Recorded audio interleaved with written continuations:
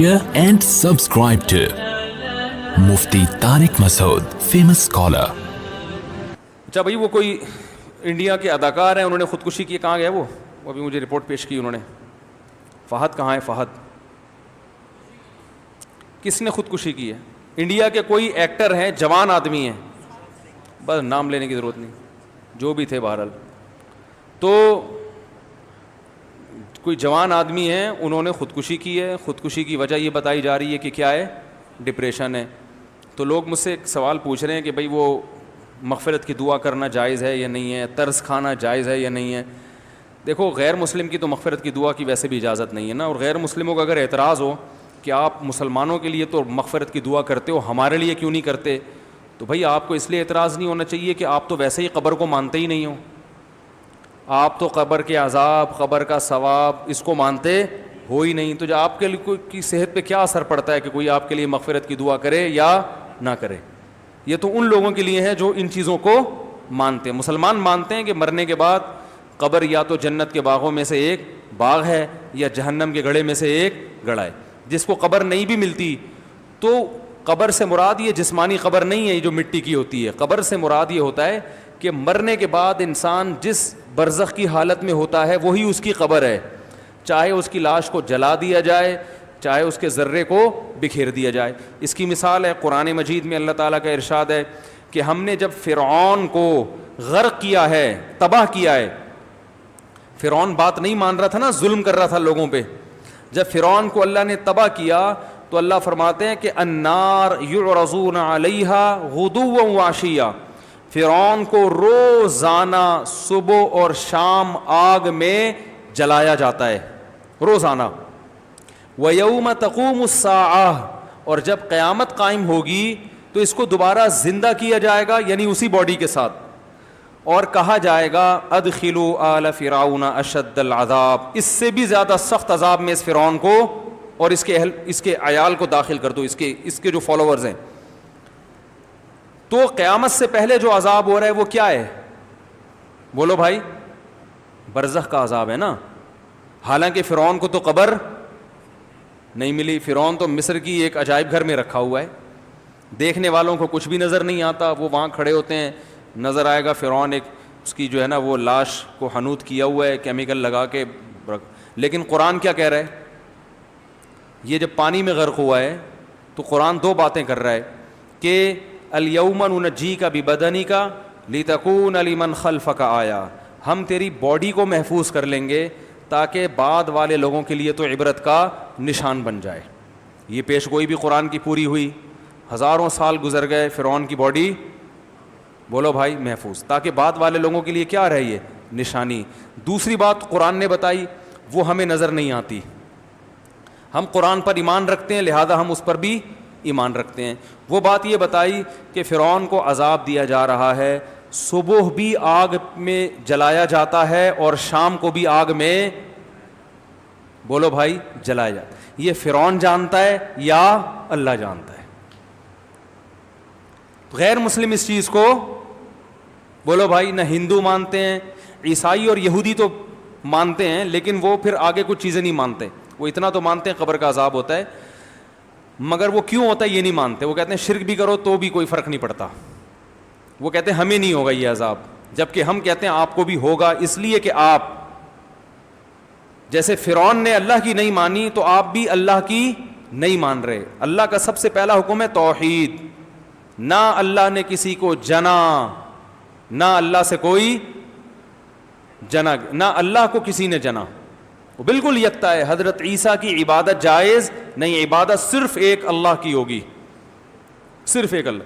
وہ انڈیا کی اسمبلی میں یا کہیں کسی موقع پر کسی ہندو خاتون نے تقریر کی، اس میں انہوں نے کہا یہ مسلمان جو ہے نا صرف ایک اللہ کو مانتے ہیں، لا الہ الا اللہ بولتے ہیں، صرف ایک اللہ کو مانتے ہیں.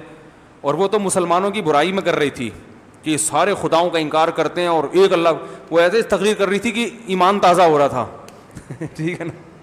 ہم نے کہا یار ہم اتنی اچھی تبلیغ نہیں کرتے جتنی اچھی وہ سنا ہوگا، سب لوگوں نے کلپ دیکھا ہوگا نا، ہم سے زیادہ یہ تبلیغ کر رہی ہے. بار بار کہہ رہی ہے موصلے جو ہے نا صرف کس کو مانتے ہیں؟ ایک اللہ کو مانتے ہیں. پانچوں وقت اذانوں میں کہتے ہیں لا الہ الا اللہ، 5 ٹائم اذان میں کہتے ہیں لا الہ الا اللہ. مجھے جوش آ رہا تھا یار، 5 ٹائم اذان میں کہتے ہیں لا الہ الا اللہ. اور یہی تو خاندانی مذہب ہے بھائی. آپ کو مخالفت میں کہہ رہی ہو آپ, پھر بھی ایمان کیا ہو رہا ہے, بڑھ رہا ہے بھائی. جیسے یہ ایسے ہی دشمنی ہے جیسے آپ کسی کی برائی کر رہے ہو اور برائی میں آپ کا اسٹائل یہ ہو, یار صبح و شام لوگوں کو کھانا کھلاتا ہے, اس کا کام ہی یہی ہے بس. صبح بھی اس کے گھر میں دیکھ پک رہی ہوتی ہے, غریبوں میں بانٹ رہا ہوتا ہے, شام کو بھی دیکھ پک رہی ہوتی ہے, غریبوں میں بانٹ رہا ہوتا ہے. تو لوگ کہیں گے بھائی تو برائی کر رہا ہے یا تعریف کر رہا ہے؟ اسٹائل تیرا برائی والا ہے. مگر وہ ایک آدمی کو بقرعید کے لیے بکرا چاہیے تھا نا, تو وہ ایک بندہ آیا, اس نے کہا کہ میرے پاس بکرا ہے. اب ظاہر ہے ایسا اسپیشل قسم کا بکرا ہو تو اگلا خریدے گا نا. جو بیچنے والا وہ تو یہ شو کرتا ہے کہ میری پروڈکٹ جیسی ہے ایسی کسی کے پاس نہیں ہے. تو اب وہ بکرے کے فضائل بیان کر رہے ہیں. عام نارمل بکرا ہوگا تو کون خریدے گا بھائی, وہ تو بھائی نارمل بکرے میں منڈی سے خریدوں, تم سے کیوں خریدوں. کہہ رہا ہے ایسا بکرا ہے, ایسا بکرا ہے, آپ ہڈی پھینکو یوں یہ چاہ کے چھلانگ مار کے پکڑ کے لائے گا. کہہ رہا ہے یار تو بکرا بیچ رہا ہے اور باتیں جو صفات جو بیان کر رہے ہیں وہ تو کتوں کی ہیں.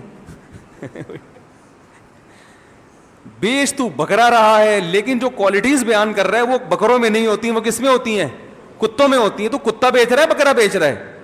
تو اس نے کہا اصل میں بیچ بکرا ہی رہا ہوں, لیکن چونکہ بچپن سے اس کا اٹھنا بیٹھنا کتوں کے ساتھ زیادہ رہا ہے اس لیے اس میں کتوں والی کچھ صفات آ گئی ہیں, تو کچھ بہانہ کر دیا اس میں. تو یہ جو ہندو خاتون جب بیان کر رہی تھی نا کہ مسلمان 5 ٹائم کیا کہتے ہیں, لا الہ الا اللہ محمد الرسول اللہ, صرف محمد اللہ کے رسول ہیں بھائی, تو مجھے لگ رہا تھا کہ بھائی تو برائی کر رہی ہے یا ہماری تعریفیں کر رہی ہے. ہمیں تو اپنی تعریفیں لگ رہی ہیں. تم تو ہزاروں کو خدا بنایا ہوا ہے تم نے. کوئی بھی چیز اٹھا کے ملتی ہے مٹی کی, اس کے آنکھ ناک لگا دو, اس کے سامنے جھک گئے. یہی تو کمال ہے, یہی تو قیامت ہے کہ ہم صرف ایک کو مانتے ہیں, ایک کو, صحیح ہے نا, ایک خدا کو مانتے ہیں. تو کیا کہہ رہا تھا یار میں, یہ بات یہاں کہاں سے آئی؟ ابے وہ خودکشی پر تو میں چلا تھا, لیکن بات کیا یہ یہاں کہاں سے آ گئی بات؟ بیان کا خلاصہ تو ہو گیا. یہ بات یہاں آئی کہاں سے, یہ ہندو عورت پہ کیسے بات آئی؟ ہاں میں یہ کہہ رہا تھا کہ غیر مسلم تو مانتے ہی نہیں نا قبر کے عذاب کو. وہ تو کہتے ہیں بھائی فرعون کی ڈمی جو رکھی ہوئی ہے وہاں پہ, ممی کہتے ہیں نا اس کو, لاش کو, ڈمی تو نہیں ہے ممی ہے وہ, ڈمی تو اس کو کہتے ہیں نا مصنوعی.